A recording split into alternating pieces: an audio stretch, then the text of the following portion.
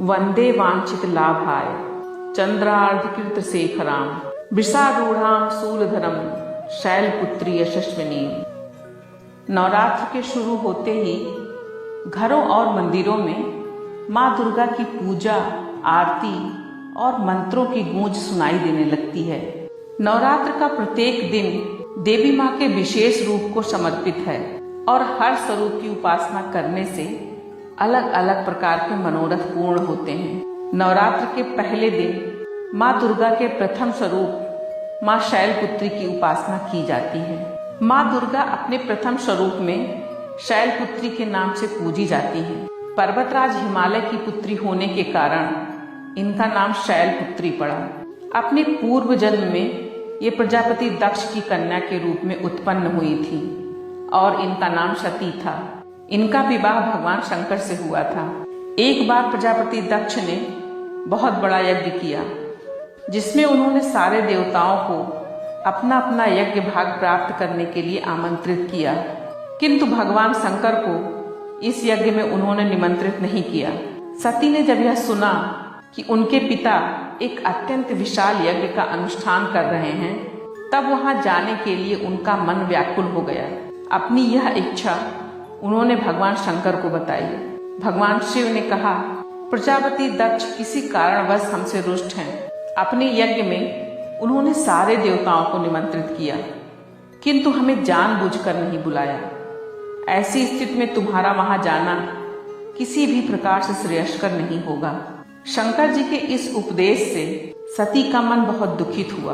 पिता का यज्ञ देखने वहां जाकर माता और बहनों से मिलने की उनकी व्यग्रता किसी भी प्रकार से कम ना हो सकी।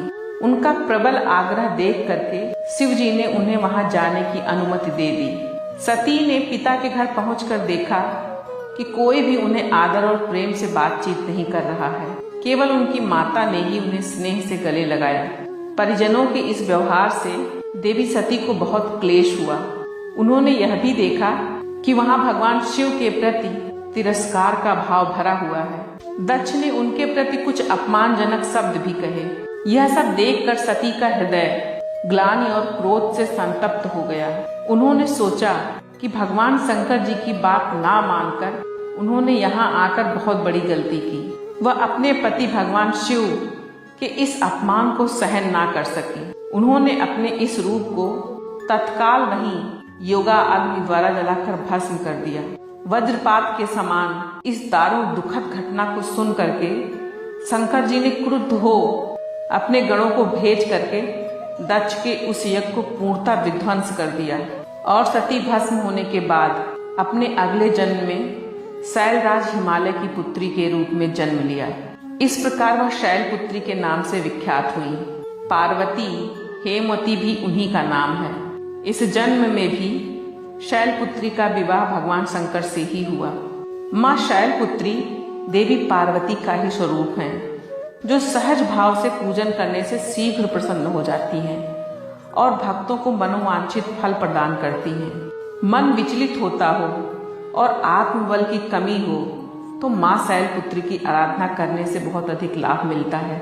माता शैलपुत्री को सफेद रंग अत्यंत प्रिय है।